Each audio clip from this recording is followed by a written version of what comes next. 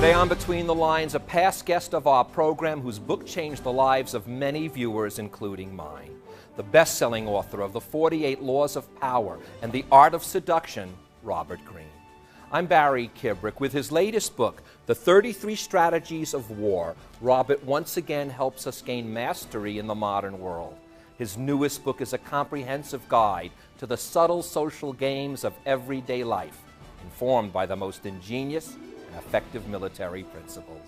Get ready for all the psychological ammo you'll ever need to overcome patterns of failure and forever gain the upper hand in life.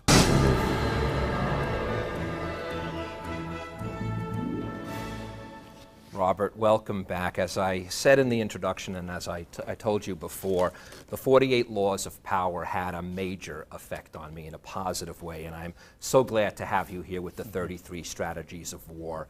But I have to say something. Even the study of power, I'll never forget the emails I got. It's a very funny feeling when you talk of power because people are afraid of power, some people want more power. When you go into war, though, I'm already set for the battles and emails, the 33 strategies of war. Did you just do this to bug people? Well, not at all. I mean, I know that there's this sort of prejudice, this general thought of war as being something very violent and aggressive, where it's sort of barbaric and people are killing each other, but this is kind of ridiculous because there's a whole other side to warfare that's just so fascinating, and it's basically the mental, the rational, the strategic side of war. And essentially, if you study war at all, you understand quite simply that it's the mental part, the strategy, the thinking that goes behind it, that is much, much more important than the physical aspect of actually fighting. And that's what fascinates me about it. And in fact, what fascinated me was even the very beginning when I started getting involved in it was the war with ourselves. Right. There's a tremendous amount of that. In fact, even when you take it outside of yourself, when you really look at all the strategies, you really do have to go back within. Everything starts with your own mind. So strategy is a mental process. And so I have the first part of the book, I call it self-directed warfare. It's almost a spiritual concept. All of the great religions in the Old Testament, the New Testament, the Bhagavad Gita, they all talk about a kind of spiritual warfare with your own human nature. And I talk about there in the first part of the book that you're at war with certain parts of your mind that constantly present obstacles. And you could know all of the strategies, you could have a lot of knowledge, but if you don't fight these mental habits, none of it's worth nothing. Oh, I'm telling you, if I didn't have a good medic in my wife, I would never have gotten through half the battles. But you're right, they're coming from within.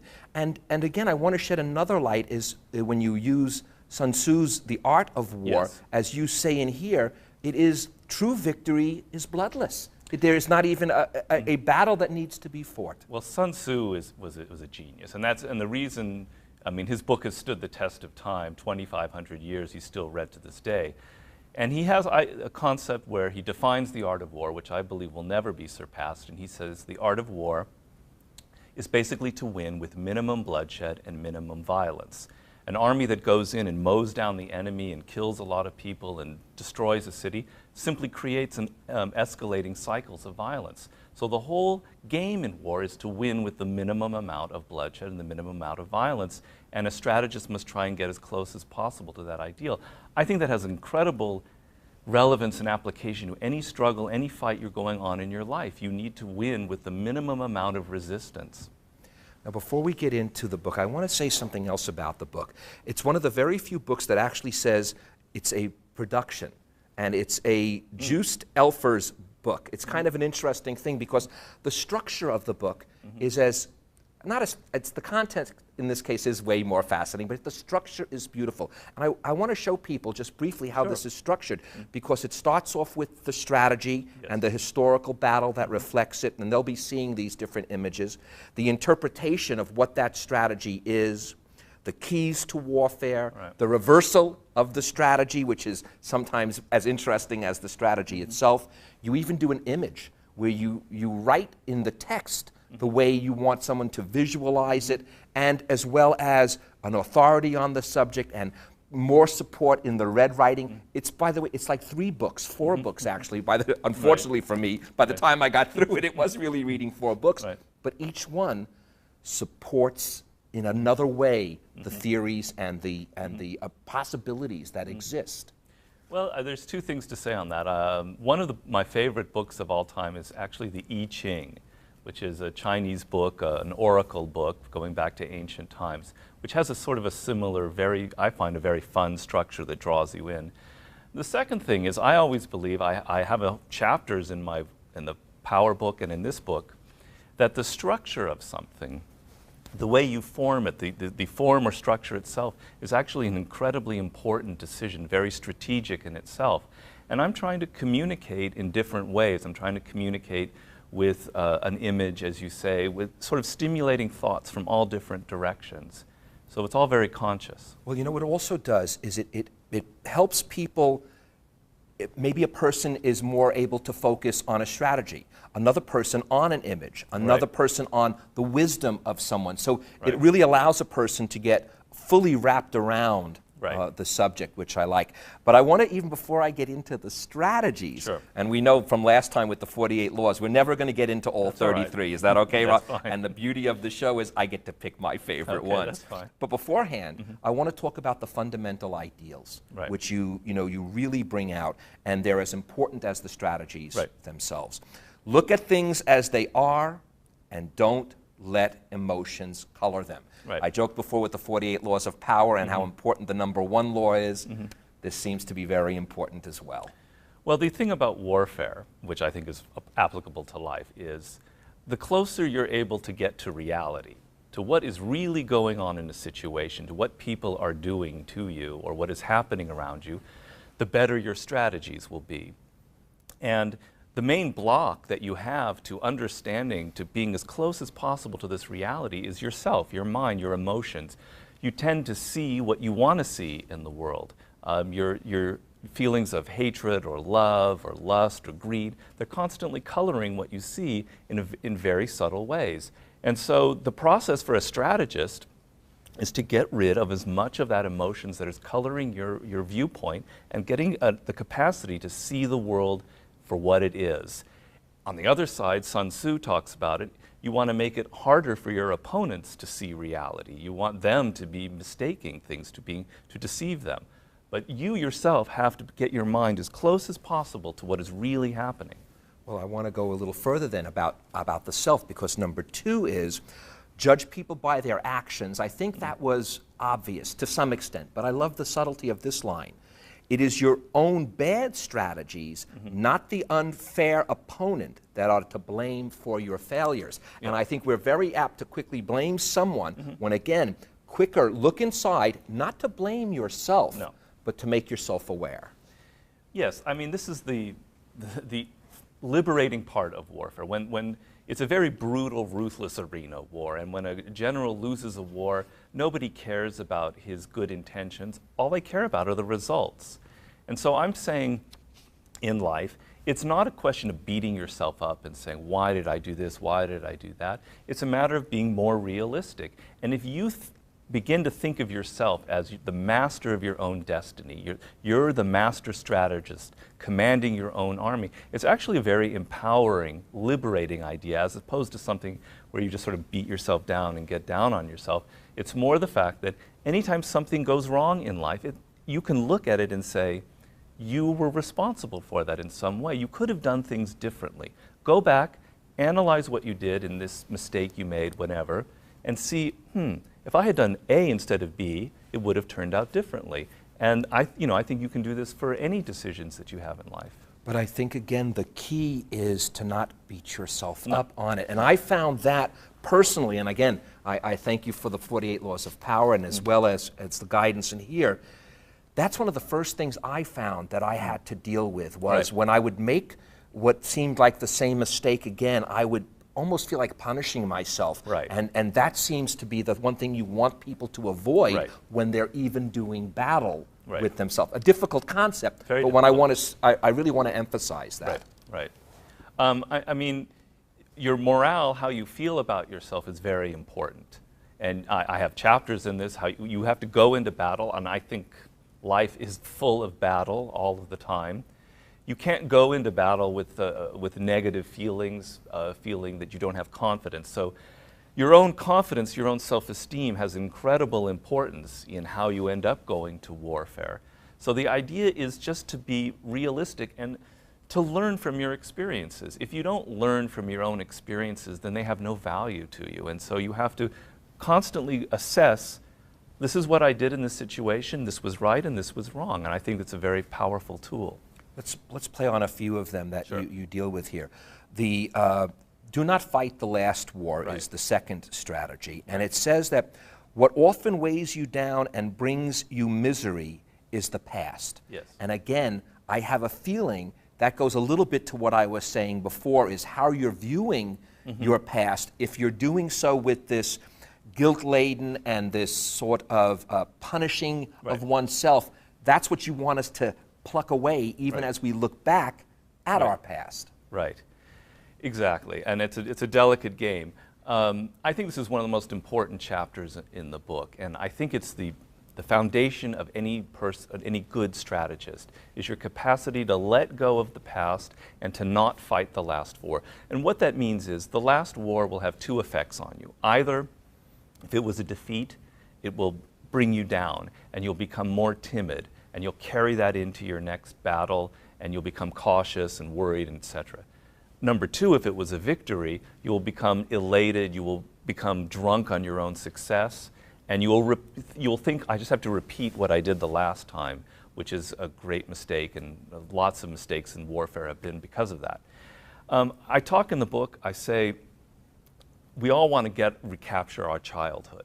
But a lot of times we think of that, we want to recapture our good looks or that kind of happy feeling we have when we were children. I'm saying what you really want to recapture from your childhood is your mind.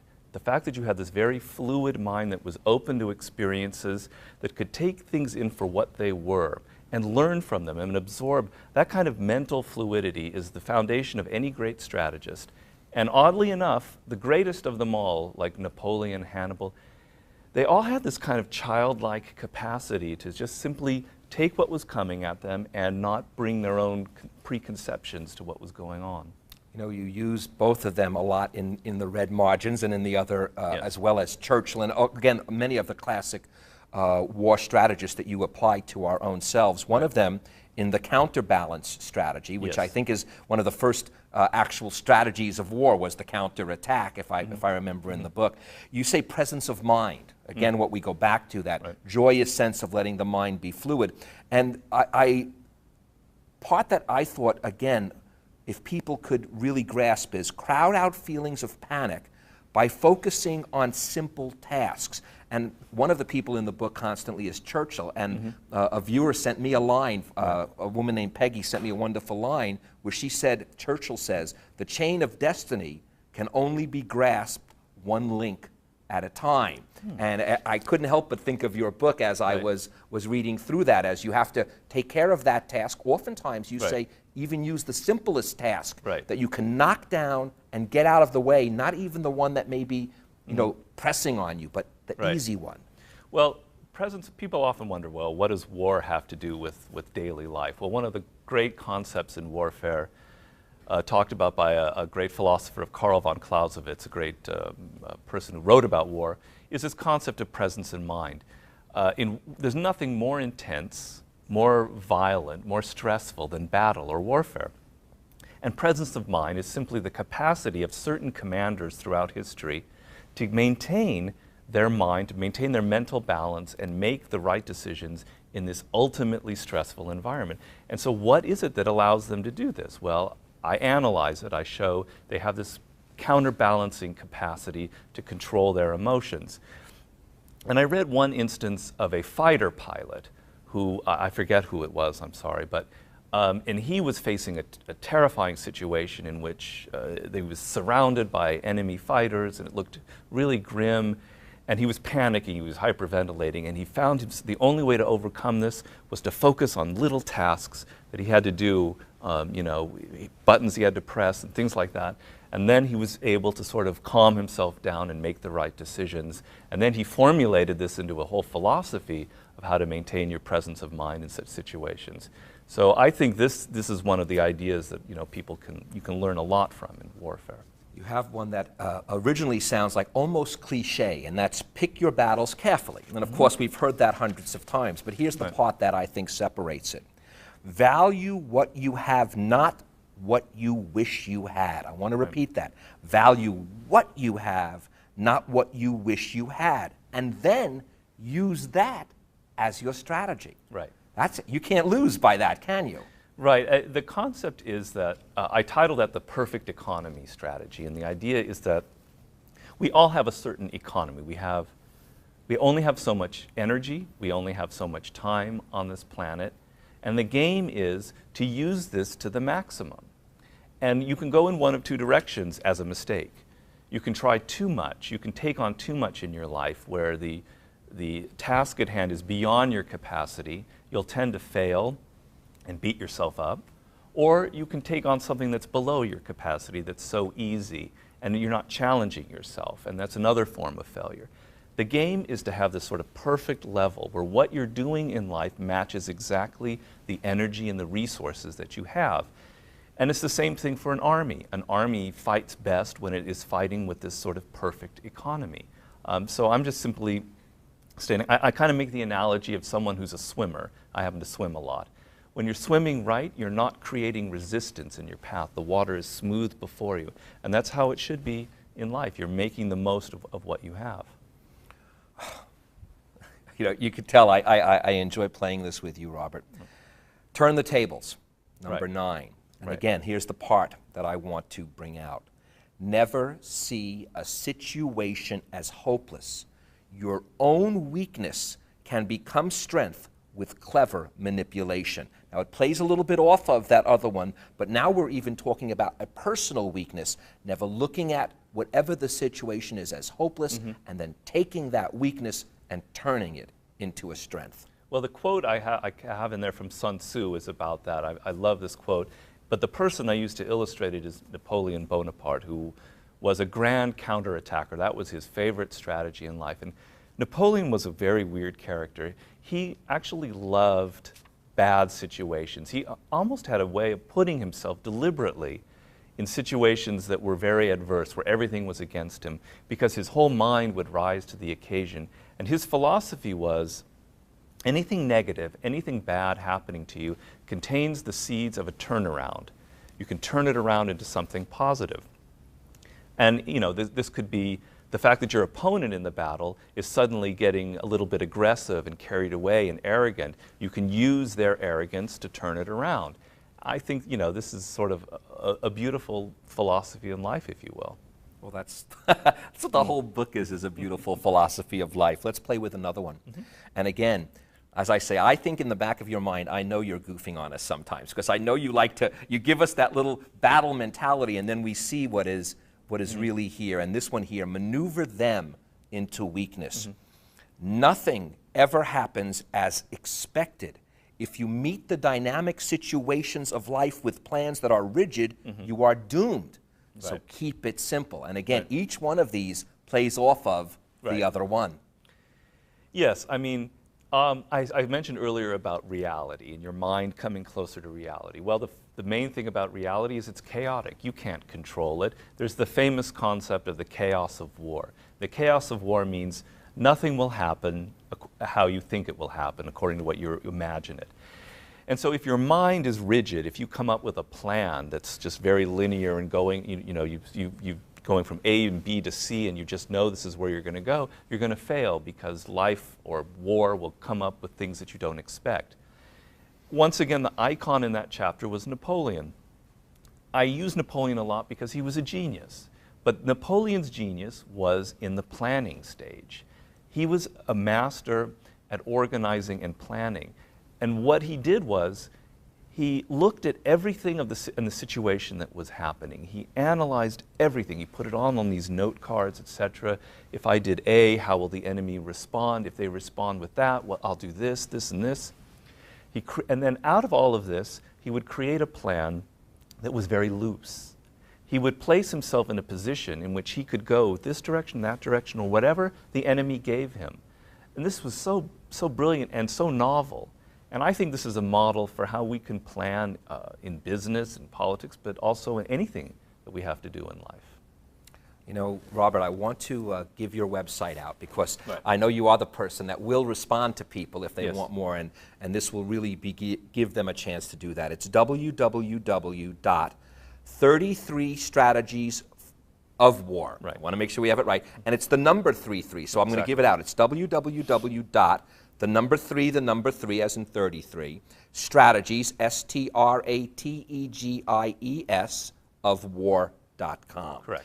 One of the things in there is penetrate their minds. If you want to communicate an important idea, you must not preach.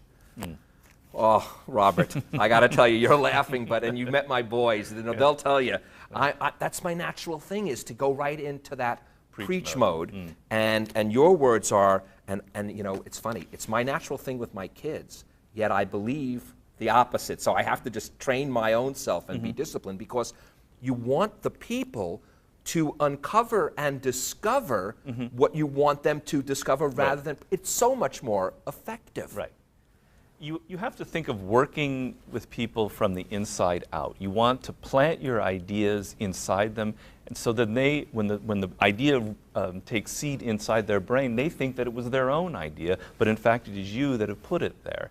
Then it becomes that, first of all, they're not resentful. They don't think, oh, this is some, you know, we all have a tendency when someone's preaching at us to nod our heads, say yes, yes, yes, but in fact we don't believe a word that they're saying. And it even has the effect of we're perverse and we want to believe the opposite. The game that you're trying to do is to put the idea in the other person's mind as if it's their own, and then it takes root, and then they have no resentment, and it's sort of the ultimate sort of form of control, if you will. I talk in the book of Machiavelli, who was a genius at that. The idea is the form of your communication is as important as what you say. Well, you know, as I spoke to you earlier, I said when I began following even the 48 Laws of Power, which one of them, by the way, hits on something similar to that. Yes.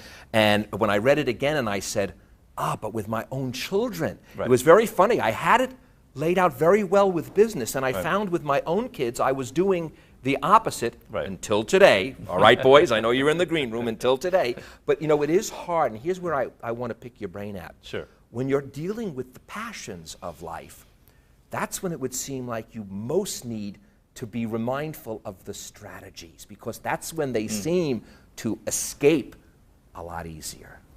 Passion has its own place in the strategy game. In fact, in my second book, The Art of Seduction, I talk about charisma, which is a very important element in seduction, and a charismatic is a person who feels very deeply about something, and when they communicate it to the world, it's very seductive, and you know, you tend to be caught up and infected by their emotions. So this isn't about becoming some kind of cold, mechanical person who doesn't feel anything. That's not going to influence anybody as well. It's more the fact that sometimes when you're trying to persuade a person, instead of getting caught up in yourself and how you feel about it, you have to think about how the other person is thinking. And you have to think, what are their resistances, and what is their viewpoint? And working from their direction and getting inside their way of looking at it, that's how you have to focus instead of on yourself and what you want to say. And when I'm capable of doing that, it does work. It is noticeably well, different. It's not easy. That's where I was going. It's not, you have to be very mindful. Not to the point of it being obsessive, but almost, it is something, mindfulness, I guess that would be the right term. It's important. Right.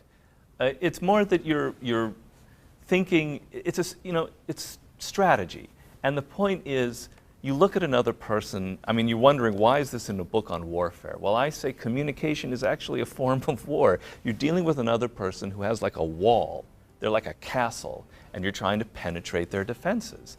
And as we know, in anybody who's ever tried to bring down a castle, you can't just hit at it from the front. You have to try and either go underneath or come to the side.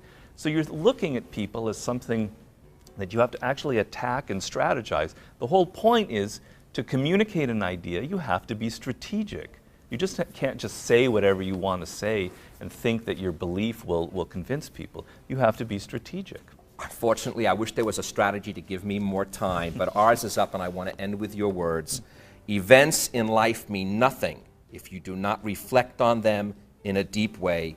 Thank you, sir, for reflecting on them in a deep way and sharing them with us. Thank you. And thank you for joining us. Now, before Robert leaves, I would like to leave you with these words from the 33 Strategies of War.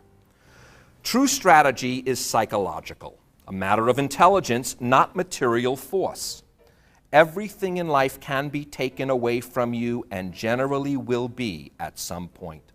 But if your mind is armed with the art of war, there is no power that can take that away from you. I'm Barry Kibrick. It is always a matter of mind. Look closely between the lines, for that is where wisdom lies, and no power can take that away from you. Thank you, Robert. Thanks, Barry.